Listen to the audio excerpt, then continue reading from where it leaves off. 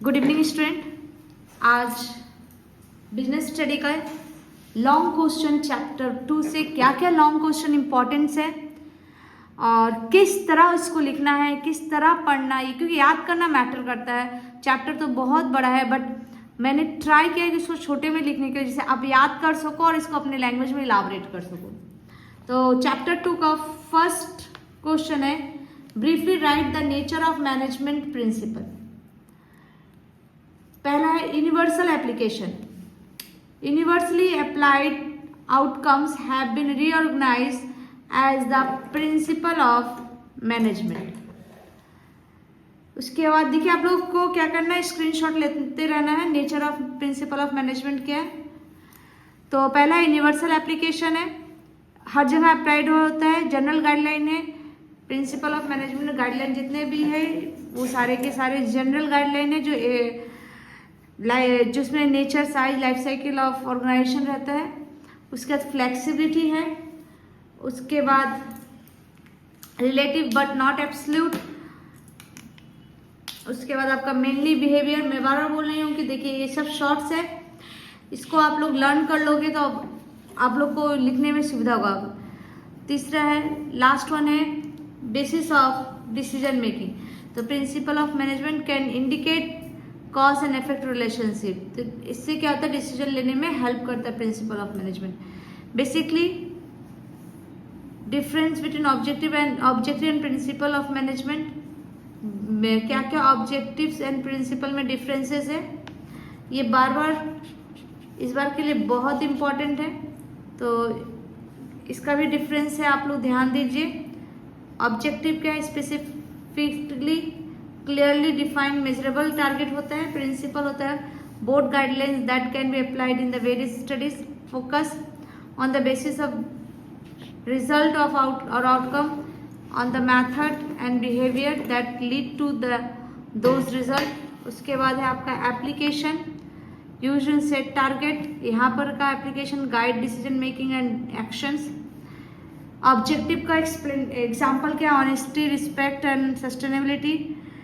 और इस प्रिंसिपल का है increase sales by 20% the next quarter, reduce. ये सब एग्जाम्पल्स है।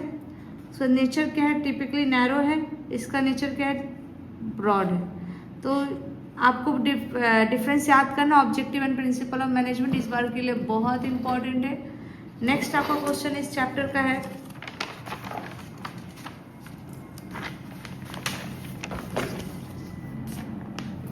Discuss the importance of principal of management. आपको क्वेश्चंस को फोकस करते हुए आंसर करना, बहुत इंपॉर्टेंट क्वेश्चन है।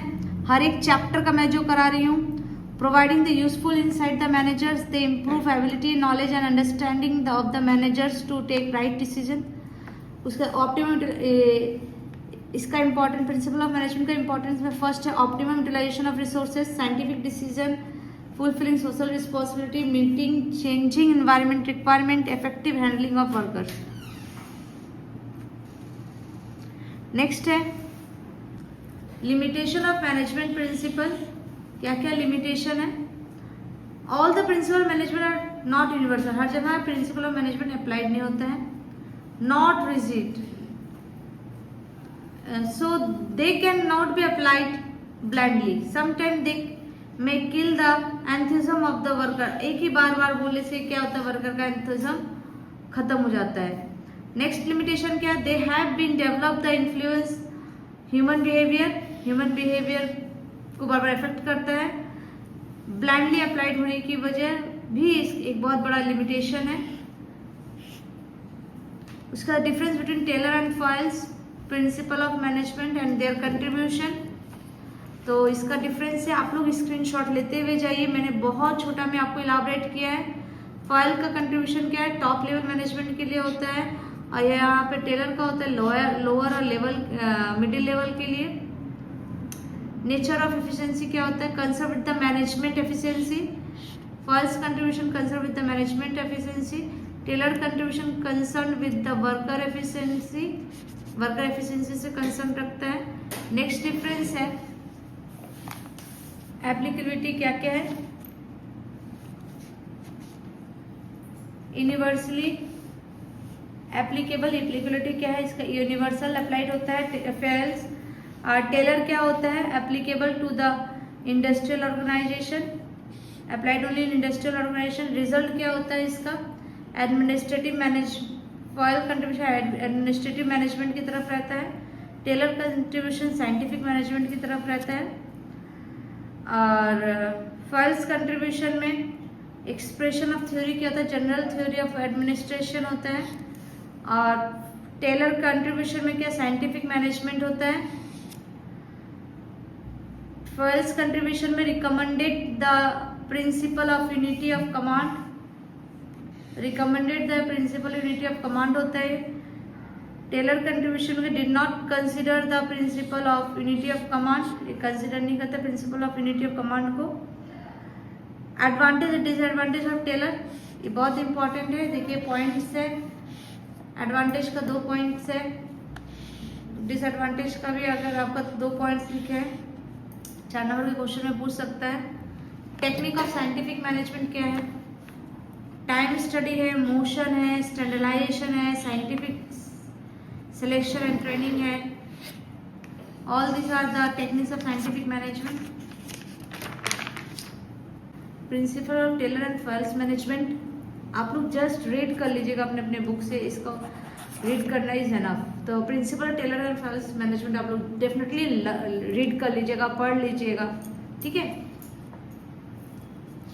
चैप्टर 3 आता है, लॉन्ग क्वेश्चन 4 नंबर का रहता है। तो 4 फीचर ऑफ बिजनेस एनवायरनमेंट, क्या क्या 4 फीचर ऑफ बिजनेस एनवायरनमेंट है। Totalling of external factor, its nature of totaling as its sum total of different factor, sum total of different factor करके business का feature है ये। Dynamic entry of new competitor, development of new technology makes the business environment ever change. Next है complexity, as various factors are interrelated because difficult to comprehend their combined effect as business. Next है uncertainty, uncertainty as some factors of business environment are changing, it is very difficult to predict future event. Next आपका question है describe the concentrate of Indian business environment, bureaucratic delay. Next है access of finance, skill gap, regulatory complexity. ये इसका आपको screenshot ले लीजिए, बहुत छोटे में लिखे आपको इलाबोरेट करने में। ब्यूरोक्रेटी क्या है, कॉम्प्लेक्स गवर्नमेंट प्रोसेस है।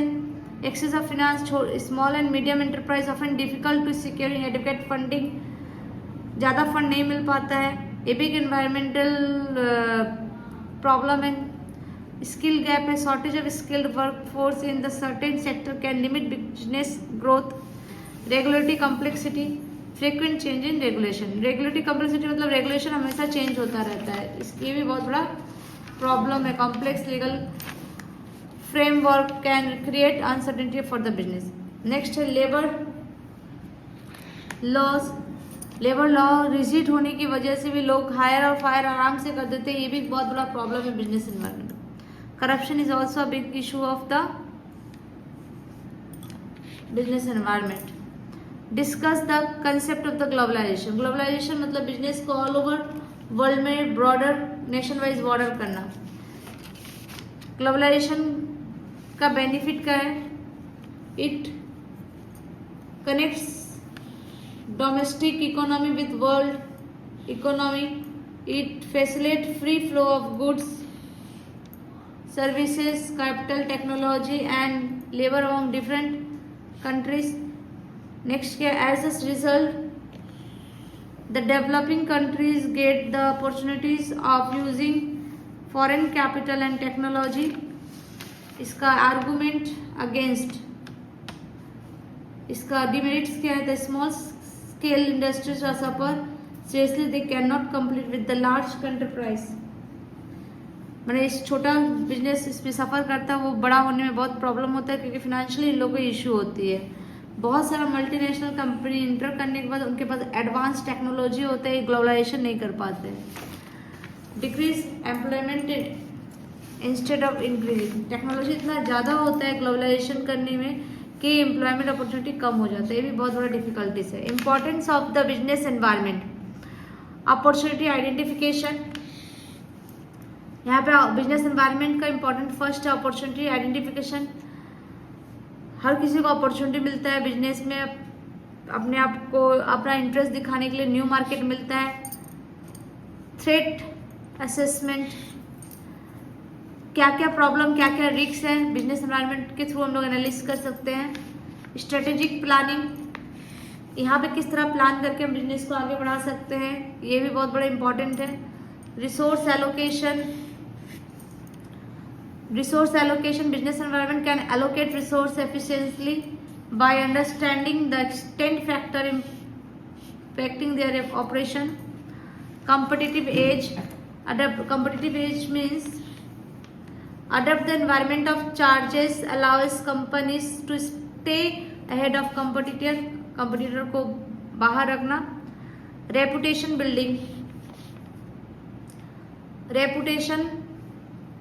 बिल्डिंग, में भी बिजनेस एनवायरनमेंट हेल्प करता है। Social environmental concern, all this are helpful for the business environment. Describe the favourable element of business environment, ये लास्ट क्वेश्चन इस चैप्टर का है। फैक्टर्स भी आप लोग जस्ट रीडिंग कर लीजिएगा। फेवरेबल एलिमेंट क्या है? Speed of invention, it provides opportunity among people for the industrial sector to use latest technology increase the invention. Legal protection for intellectual property right, legal protection from intellectual property right, property rights को increase करता है। Is also the element of business environment, it encourage the research scholars in the new invention. जैसे जैसे business की तरफ environment increase करता है, लोगों का रिसर्च बढ़ जाता है। हाँ, यहाँ पे बिजनेस ये खुलना अच्छा है, नहीं खुलना अच्छा है। Stable political condition, if it remains intact in the country the investors feel encouragement in the investment. Healthy capital market, industrialization take place as a faster rate. Healthy capital market, business environment industrialized को heavy capital market बना देता है। Next है easy availability of natural resources. The industrialized feel encouragement to establish factor in those region where natural resources like iron और are the easily available. मतलब कहाँ पर natural resources available है वहाँ पर ऑटोमेटिक बिजनेस एनवायरनमेंट बन जाता है बिजनेस के लिए। Difference between procedure and rules, क्या क्या प्रोसीड्यूर और रूल्स है? चैप्टर 4 प्लानिंग का है, ये बहुत इंपॉर्टेंट क्वेश्चन है, डोंट अवॉइड इट। देखिए यहाँ पर प्रोसीड्यूर में क्या है? Not a decision way of performing work है। रूल के प्री डिटरमाइंड डिसीजन रहता है, ऐसे ही करना होगा। स्टेप्स क्या है प्रोसीड्यूर का? Include more than one steps, यहाँ पे इन्वॉल्व रहता है। और रूल का does not include in step, यहाँ पे रूल में कोई स्टेप्स इंक्लूड नहीं रहता है। प्रोसीड्यूर का स्कोप क्या है? वाइड है। रूल का स्कोप क्या है? नैरो है। प्रोसीड्यूर क्या है? मेथड क्या है? Doing work. रूल का मेथड है not a method of doing work. क्या है? प्रोसीड्यूर का रिजिडिटी क्या है? नॉट रिजिड है। और रूल का क्या? रिजिड रहना है। प्रोसीड्यूर का पनिशमेंट क्या है? वायलेशन एंड पनिशेबल है, इसका कोई वायलेशन इज पनिशेबल है। जैसे अब मैं क्वेश्चन ही पढ़ती हूँ, जिससे क्या होगा आप लोग आंसर का स्क्रीनशॉट ले लोगे तो याद हो जाएगा। प्लानिंग का डिमेरिट या लिमिटेशन क्या क्या है? रिजिडिटी है, बैरियर्स है, हिंडरनेस ऑफ क्रिएटिविटी है, टाइम कंज्यूमिंग प्रोसेस लोगों को लगता है प्लानिंग करके कोई लाभ नहीं होता है, प्रोबेबिलिस्टिक है, कॉस्ट कंज्यूमिंग प्रोसेस है। नेक्स्ट क्वेश्चन है फीचर ऑफ प्लानिंग क्या क्या है? फॉरवर्ड लुकिंग, प्लानिंग पहले करते हैं बाद में इसका रिजल्ट देखते हैं। कंटिन्यूअस प्रोसेस है प्लानिंग।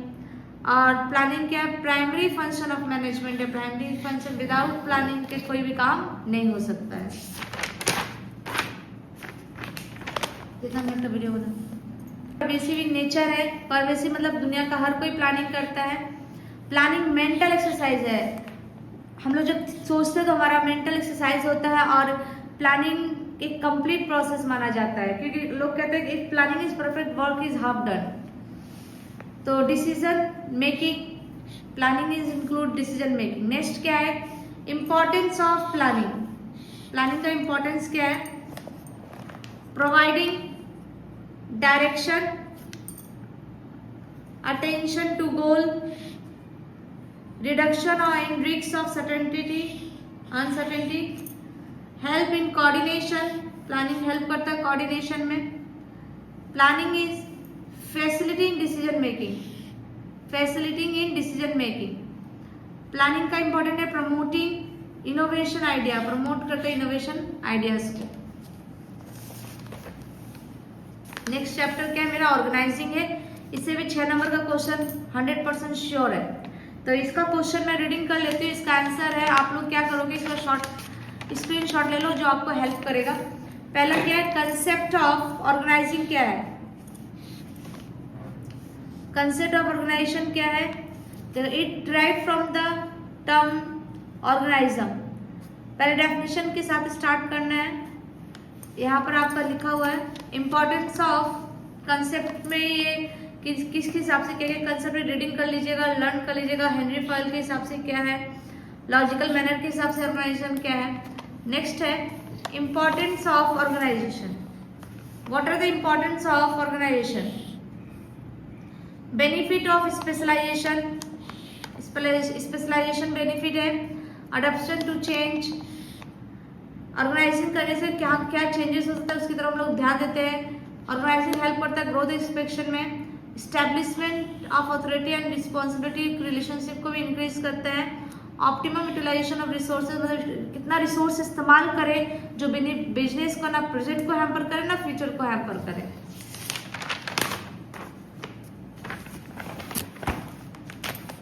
नेक्स्ट आपका फंक्शनल और स्ट्रक्चर और डिविजनल वेरी इंपॉर्टेंट है। इसका आपका स्क्रीनशॉट लेके रख लीजिए, डिफरेंस को पढ़ लीजिएगा। प्रिंसिपल ऑफ डेलीगेशन, डेफिनेशन के साथ लर्न करिएगा क्या क्या प्रिंसिपल ऑफ डेलीगेशन है। देख लीजिए, right person for the job, authority and responsibility, alignment, feedback, minority, accountability, unity of command, clarity and expectation. Next important question है, इसमें से ही आप लोग का आएगा, ट्राई करिएगा। ये सब 100% मैंने शॉर्ट में लिखा है, इसको चाहे तो आप लोग एक्सप्लेन करने के पर्पज से। इंपॉर्टेंस ऑफ डेलीगेशन का इंपॉर्टेंट क्या क्या है, एम्प्लॉयज डेवलपमेंट करता है, स्ट्रॉन्गर टीम बनता है, बूस्ट मॉरल बूस्ट करता है, बेटर रिलेशनशिप बनाता है, मोटिवेशन ऑफ एम्प्लॉयज इंक्रीज करता है, smooth performance of the worker होता है। नेक्स्ट है steps in the process of organization, steps जरूर लर्न करिएगा। अच्छा, प्लानिंग का भी स्टेप्स आप लोग पढ़ लीजिएगा, वो रीड कर लीजिएगा। स्टेप्स के आइडेंटिफिकेशन, डिवीजन ऑफ वर्क, पहले वर्क को डिवाइड करना, उसके बाद वर्क को डिपार्टमेंट में डिवीजन करना, कौन किस ड्यूटी में रहेगा इस ड्यूटी को असाइन करना, ड्यूटी को असाइन कर एस्टैब्लिश और अथॉरिटी, एक इस अथॉरिटी के अंदर दे के सारे काम को करवाना।